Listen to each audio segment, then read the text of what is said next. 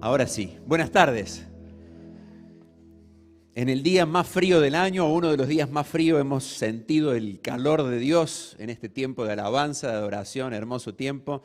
Me han puesto una pantalla hermosa acá, enorme. ¿Cuál es la persona más puntual que conoces? Hugo, ¿conoces a alguien que se destaque por su puntualidad? Miguel, ¿conoces a alguien que sea tremendamente puntual? Lucas, tu hijo, muy bien. Ustedes saben de Emmanuel Kant, el filósofo del siglo XVIII, que fue una persona obsesivamente puntual y rutinaria. Él salía a caminar y dice que los vecinos, cuando lo veían caminar, ponían en hora sus relojes. Claro, estamos hablando en una época donde no había celulares. Hoy con el celular todo el mundo por sistema tiene la hora, pero en aquel entonces no era tan fácil. Y mirá qué lindo si te identifican como alguien puntual. Yo tengo que confesar que soy tremendamente impuntual. La persona más puntual que conozco es mi padre. He sufrido la puntualidad de mi padre durante toda mi vida, pero me ha dejado ese, no puedo decir que es un legado porque no lo he recibido. Les cuento algo que me pasó. Un día tenía que recibir un diploma yo y él es tan puntual que salió temprano de casa para sentarse en los primeros lugares, ¿viste? Para poder ver al hijo recibir el diploma. El problema es que me dejó encerrado a mí en la casa. Así que yo no pude llegar a la entrega porque él me dejó, no, después volvió y me abrió, ¿no? No saben el gozo que tenía ese día. Pero bueno, es lindo ser puntuales, es lindo ser puntuales. Qué sensación desagradable, frustrante que sentimos, seguramente todos, cuando sentimos que llegamos tarde y estamos por perder una oportunidad. A todos nos ha pasado eso. Quizás una entrevista de trabajo y vos tenías todas las fichas puestas en esa entrevista y te preparaste y saliste afuera y quizás una cuestión del tránsito, no pudiste llegar y vos pensás adentro tuyo, estoy perdiéndome la oportunidad de mi vida. Qué desesperación que nos da. A lo mejor te ha pasado con un examen que tenías que prepararte para un examen de ingreso y vos decís, de este examen depende todo el año o los próximos 6 meses y te faltó tiempo y sentís que se te va la oportunidad por no llegar a tiempo, valga la redundancia. Quizás te ha pasado con una cita amorosa. ¿Cuántos solteros tengo acá? Levántenme la mano, a ver todos los solteros. Muy bien. No, nadie me levanta, ¿están todos casados acá? Ah, bueno, levánteme Lucas, levante alto la mano, muy bien. Imagínate, Lucas, que tenés una cita romántica y después de remarla, como decimos en dulce de leche, lográs que esa mujer que es dueña de tu corazón durante mucho tiempo te dé una cita, ¿no? Y en mi época nos juntábamos a tomar un café o a tomar un helado, no sé cómo es ahora el tema pues ya estoy fuera de combate yo en ese aspecto. Pero imagínate que tenés una cita y por llegar tarde se fue el amor de tu vida, o peor aún, llegaste tarde y está con otro. ¡Qué tragedia que sería! La cuestión es que todos en algún momento sentimos esa decepción o esa desesperación de perder una oportunidad. Y dejando de lado los chistes, quiero que lo apliquemos a la vida cristiana, porque a veces nos sentimos que hemos perdido la oportunidad de acercarnos a Dios. Hay creyentes que sienten que han pecado tanto que ya han quedado afuera del cronómetro del reloj de Dios. Y quizás te sentís inútil porque en tu vida han habido malas decisiones y has metido la pata y decís, ya no hay chances para mí, ya no llego a tiempo porque me he equivocado mucho. Vamos a ver en esta noche un tema referido a esto. Acompáñenme a Números capítulo 9. A su tiempo. A su tiempo. Así podríamos ponerle de título a nuestro mensaje en esta noche. A su tiempo. Números capítulo 9. El libro de Números es un libro circular porque comienza con un censo y termina con un censo. Por eso a veces cuando vamos a Números 1 no nos da ganas de leerlo porque hay en el primer capítulo una lista larga de nombres y vos decís, no quiero leer esto. Y lo pasamos de largo, ¿no? Y el libro de Números también es circular porque nos muestra el merodeo que da el pueblo de Israel durante 39 años dando vueltas allí en el desierto. ¿Qué aplicación tiene esto para nosotros, siglo XXI? ¿Para qué nos sirve? Bueno, el Nuevo Testamento enseña que el libro de Números fue inspirado por Dios y fue puesto allí en el canon bíblico para advertirnos a nosotros a que no pequemos. Lo dice Pablo allí en 1 Corintios. Qué lindo, anda toda la multimedia, estoy tan contento hoy. Dice 1 Corintios 10, y estas cosas les acontecieron como ejemplo. Viene hablando de números. Le acontecieron como ejemplo y están escritas para amonestarnos fuerte dígalo, a nosotros. Verso 12, así que el que piensa estar firme, mire que no caiga. Hermano, tenemos la autorización del apóstol Pablo, inspirado por el Espíritu Santo, para aplicar estas historias a nuestras vidas. De modo tal que no estamos alegorizando y no estamos forzando a la Biblia a decir algo que no dice cuando aplicamos estas verdades a nuestras vidas. Ahora sí vamos a Números capítulo 9. Dice el versículo 1. Si querés leerlo de la pantalla, si querés leerlo de tu libro, es la palabra de Dios y está inspirada. Dice, habló Jehová a Moisés en el desierto de Sinaí, en el segundo año de su salida de la tierra de Egipto, en el mes, fuerte dígalo, mes primero, diciendo, los hijos de Israel celebrarán la Pascua, repita conmigo, a su tiempo. Verso 3, el 14º día de este mes. ¿Qué mes era? ¿Qué mes era?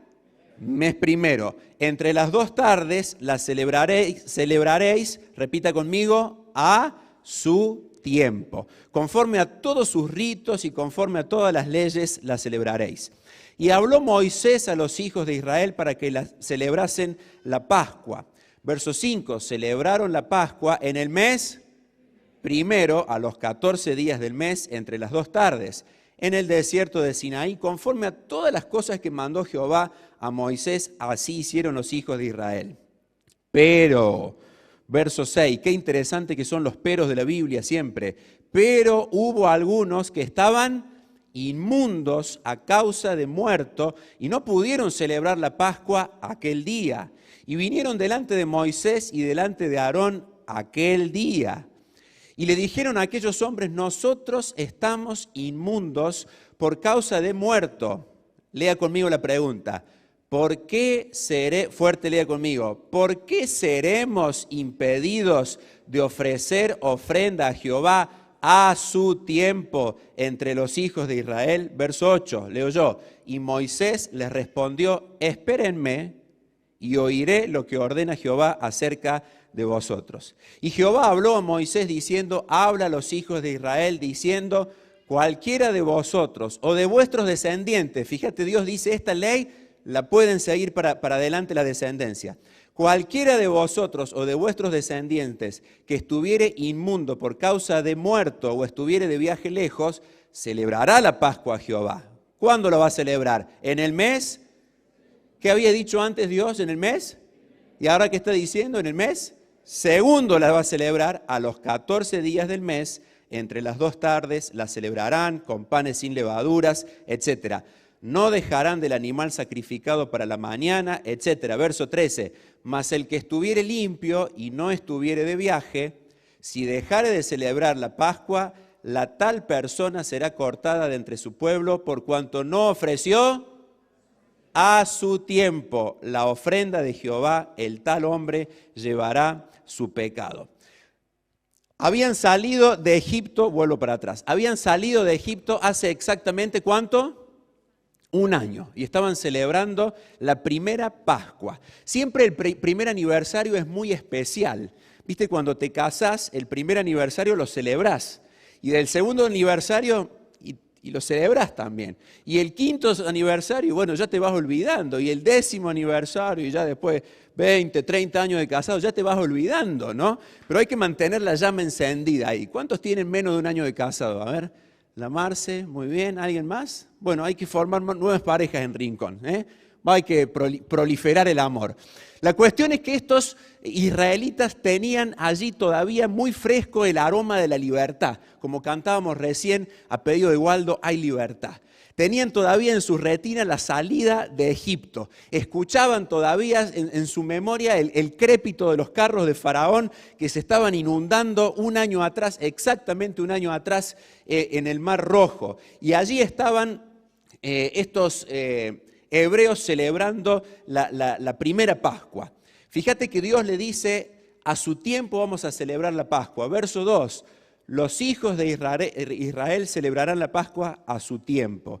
El 14º día de este mes, entre las 2 tardes, la celebraréis a su tiempo. 4 veces dice este capítulo, a su tiempo.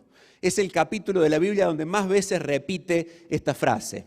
¿Es puntual Dios? ¿Sí o no? Claro que es puntual. Si bien Dios no se sujeta al tiempo, porque Dios está por arriba del tiempo, Dios inventó el tiempo para que nosotros, que somos limitados, nos morimos rápido, nos envejecemos rápido, nos movamos dentro del tiempo. Pero Dios inventó el tiempo y Él es puntual, Él respeta los tiempos. Pablo decía hace 2 semanas atrás, Gálatas 4:4, cuando vino el cumplimiento del tiempo. Dios envió a su Hijo, Dios es puntual. ¿El Señor Jesús era puntual cuando caminó en la tierra? Claro que sí. Lucas 22 creo que dice, cuando llegó la hora, se sentó a la mesa y los discípulos con Él. Hermano, esta es la primera verdad que tenemos que entender. Hay un Dios puntual que controla los tiempos y nada de lo que nos ocurre a nosotros se escapa del cronómetro de Dios. Aún las cosas que para nosotros son inoportunas, como una muerte, como una enfermedad, como un accidente, como un despido, como un gobierno, cosas que a nosotros en nuestra humana razonamiento decimos esto es inoportuno, aún esas cosas son permitidas para bendición de nuestras vidas por un Dios que es soberano y que es puntual. Nada se escapa del reloj de Dios. Nosotros tenemos relojes que se adelantan, se atrasan y cuando nos anda mal el reloj, ¿a quién se lo llevamos? A Juan Ratti, claro, pasamos el chivo ahí, y que es el mejor relojero de Córdoba. Pero el reloj de Dios, el cronómetro de Dios, no se atrasa, no se adelanta. Dios es puntual, Dios es perfecto. Y todo lo que ocurre en nuestras vidas está gobernado y está permitido por la puntualidad de un Dios soberano. Repito, aún cosas que son inoportunas a nuestra humana manera de pensar. Ayer hablaba con papá y hoy justo se cumplen 45 años del fallecimiento de mi abuelo, León.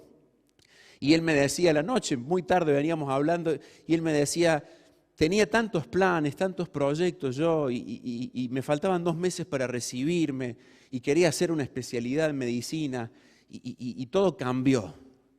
Y humanamente uno piensa, qué inoportuna muerte, pero estaba en el cronómetro de Dios. Y pensamos en la partida del tío Cacho, y pensamos en la partida de Pepe, tremendos hombres de Dios, y decimos, qué inoportuno, ¿por qué? ¿Por qué ahora? ¿Por qué a nosotros? Pero están en el cronómetro de Dios, y tenemos que descansar en esto. Corrie ten Boom dice, si miras al mundo estarás angustiado, si miras dentro tuyo estarás deprimido, pero si miras a Dios estarás en reposo, porque hay un Dios que es soberano y que es puntual y nada se escapa del cronómetro y de los tiempos de Dios. Vamos al Nuevo Testamento hablando de esto de los tiempos.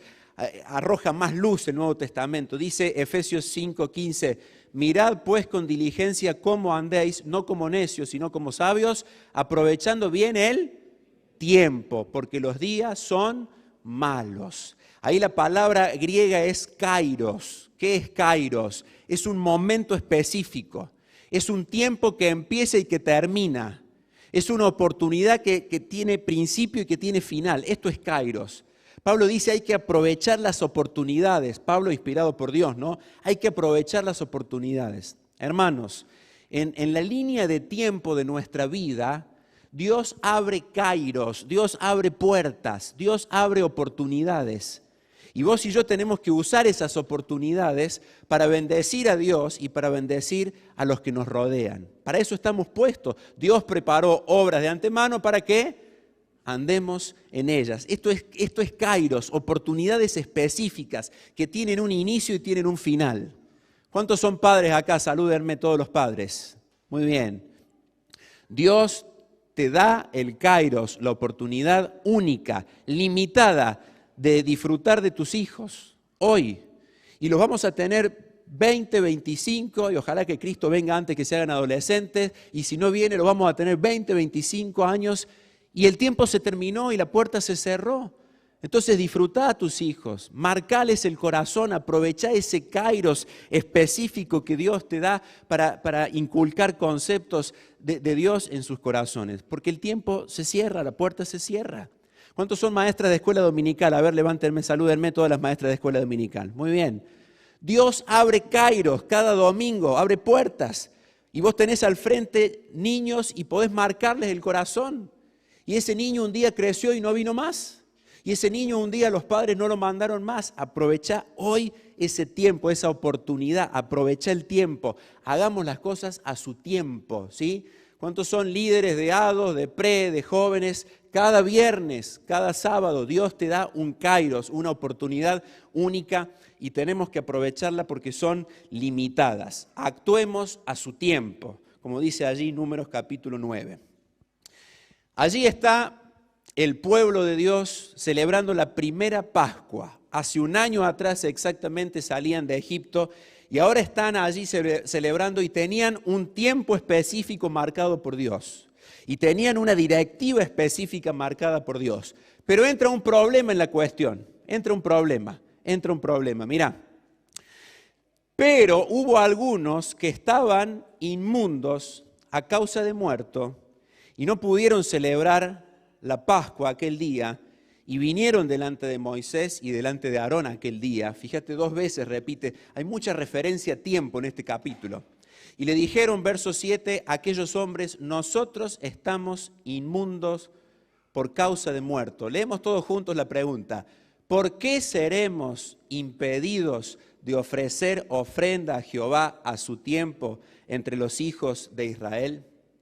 Ceremonialmente Dios había dicho que cuando alguien tocaba un cuerpo muerto, ¿qué pasaba? Quedaba excluido. Esto usted lo puede encontrar en número 5. Dios había puesto una ley sanitaria, el que tocaba un muerto quedaba excluido. Yo, por ejemplo, ahora estaría excluido porque el miércoles se murió una paciente en el lugar donde trabajo y tuve que actuar y hacer reanimación. Así que ahora, en este momento, si estuviésemos en el Antiguo Testamento, estaría excluido. Ustedes me tendrían que apedrear y sacarme afuera. No tanto como apedrearme, pero no podría estar acá, ¿se da cuenta? Esto era una cuestión ceremonial. El que tocaba un muerto no podía estar en congregación. Hermano, hoy no hay esta ley para nosotros aplicada, pero sí hay obras muertas, como dice Hebreos.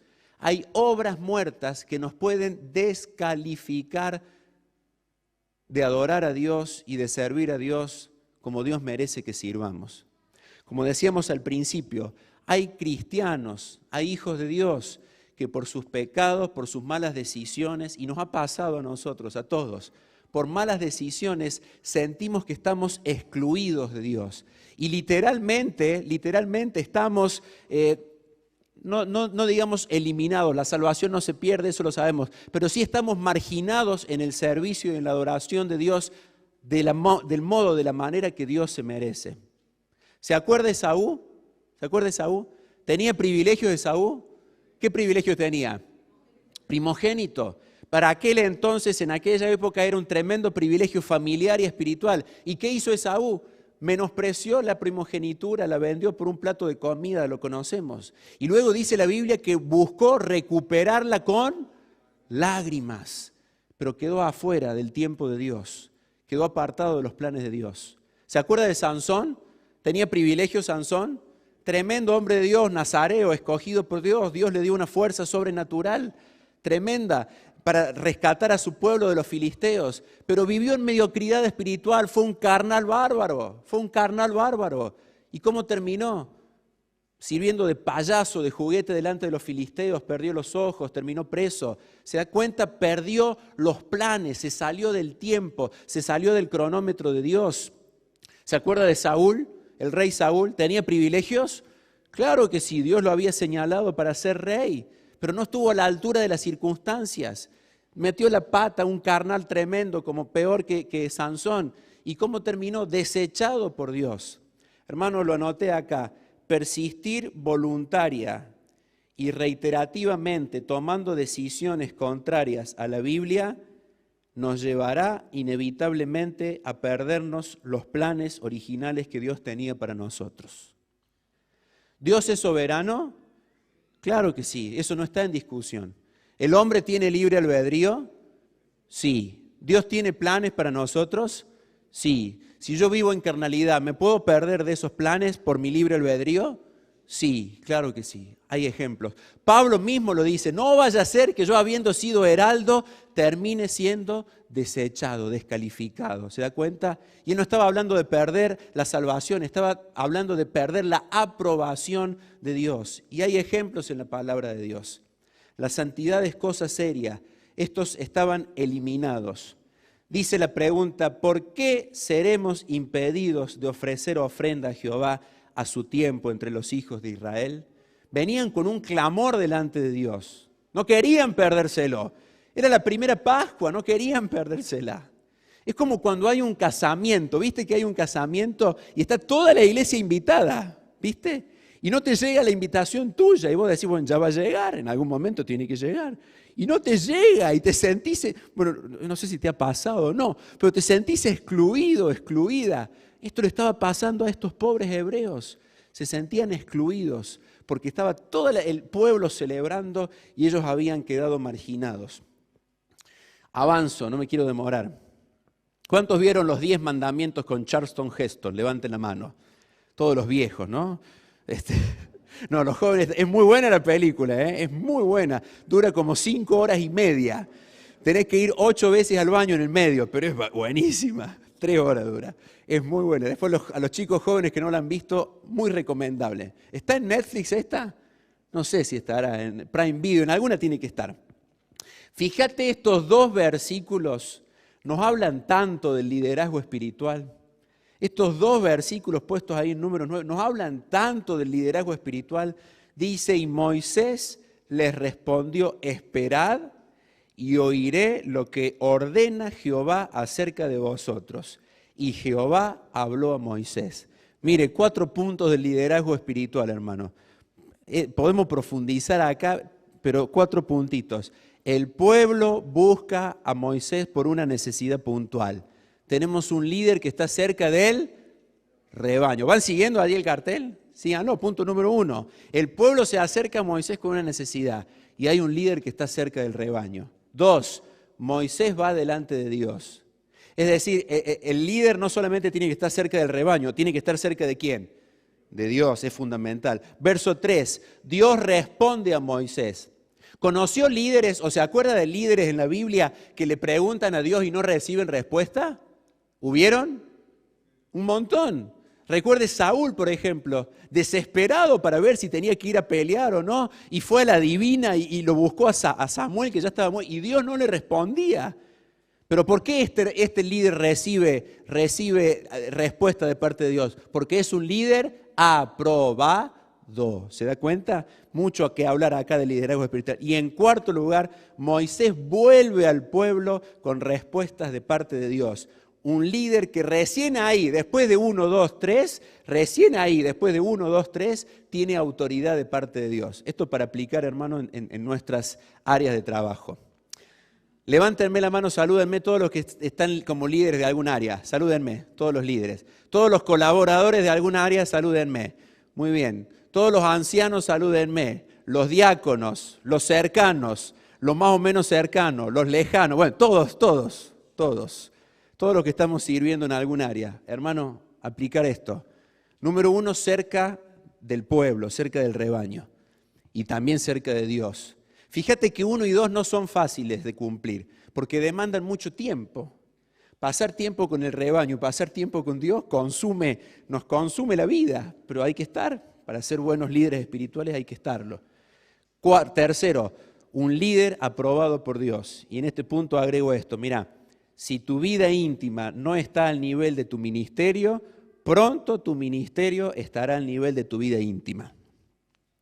Hínquele los dientes a este pensamiento y seguimos. Recién ahí, después de estar cerca del rebaño, cerca de Dios y llevar una vida aprobada por Dios, recién ahí el líder vuelve con autoridad de parte de Dios. Avanzo y quiero terminar ya. Verso 9, y Jehová habló a Moisés diciendo, habla a los hijos de Israel, diciendo, cualquiera de vosotros o de vuestros descendientes que estuvieren inmundos por causa de muerto o estuviere de viaje lejos, celebrará la Pascua a Jehová. No se van a perder de celebrar, lo tienen que hacer. Pero lo van a hacer en el mes segundo, a los 14 días del mes. Entre las 2 tardes la celebrarán con panes sin levadura y hierbas amargas la comerán. A su tiempo, dice Dios. El plan original de Dios era celebrarlo en el mes 1.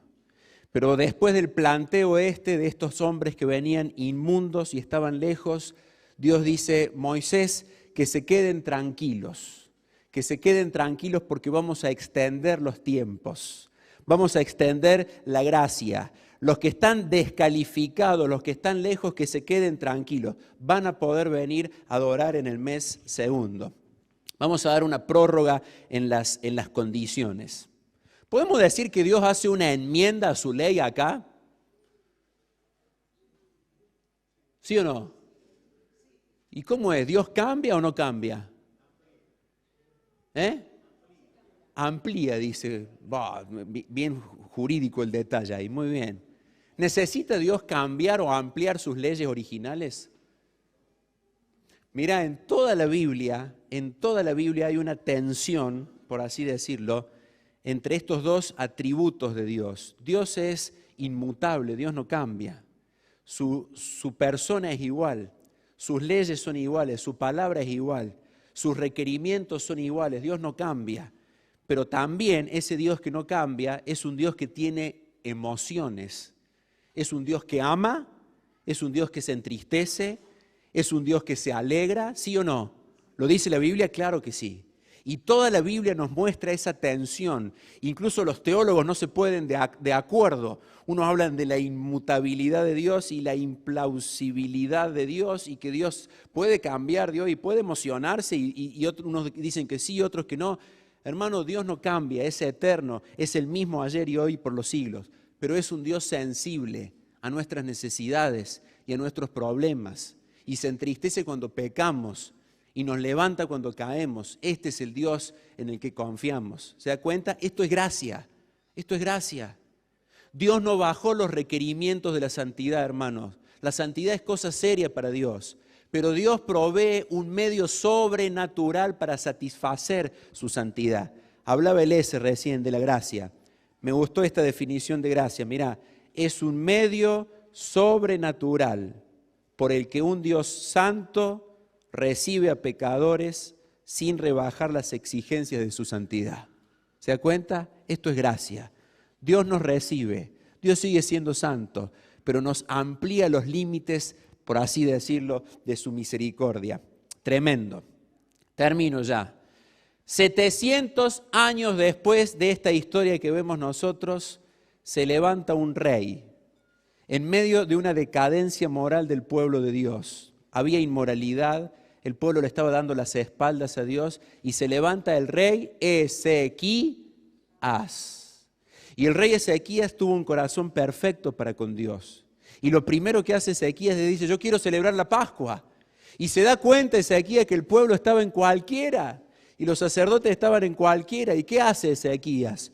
Se acuerda de esta enmienda de parte de Dios. Y Ezequías sabía la ley. Dice, no, para, vamos a número 9.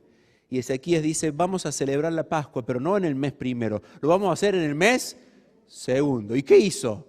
Llamó a los del norte, porque había algunos que estaban lejos. Fíjate que ahí dice inmundos y de viaje. ¿Te das cuenta? Dios lo amplía. Dios dice, no solamente los descalificados, los que están de viaje. ¿Y qué tenía que hacer un israelita en el desierto? ¿A dónde viajaba? Pero bueno, Dios dice, el que está de viaje, que venga también, que lo vamos a esperar. ¿Se da cuenta? Y Ezequías celebra una tremenda Pascua que fue un avivamiento espiritual contundente en la historia de Israel.